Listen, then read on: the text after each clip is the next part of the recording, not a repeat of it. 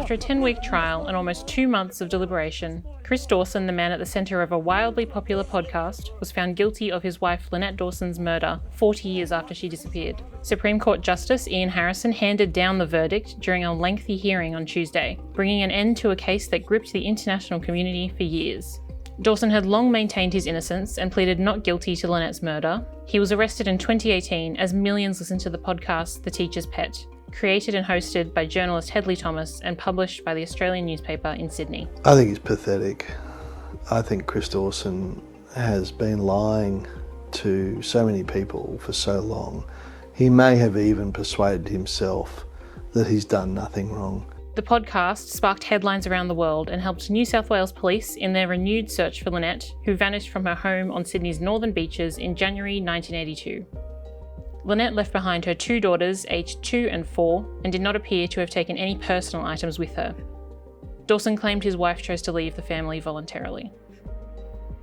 The evidence used to convict Dawson was wholly circumstantial, as Lynette's body has never been found. I'm satisfied beyond reasonable doubt that the only rational inference that the circumstances enable me to draw is that Lynette Dawson died on about 8 January 1982 as the result of a conscious and voluntary act committed by Mr. Dawson with the intention of causing her death. A compelling form of storytelling in an otherwise very visual news ecosystem, the popularity of podcasts has been steadily rising since the medium entered the mainstream in 2014. The Teacher's Pet podcast was made unavailable in Australia after Dawson was charged to avoid prejudicing the trial. Hedley Thomas, one of Queensland's most consistent newsbreakers and a dogged investigative journalist, said the medium offered him the opportunity to revisit and hopefully solve the murder of Lynette. At the time, the concept of journalism podcasts was still a relatively untested phenomenon, but Thomas believed it would be a powerful platform.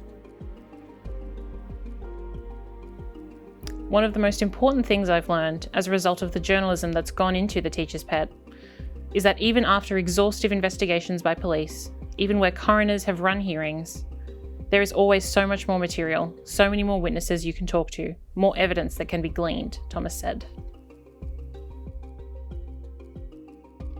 This is one of the great advantages of podcast journalism in its long form, that we can unpack these cases in such detail.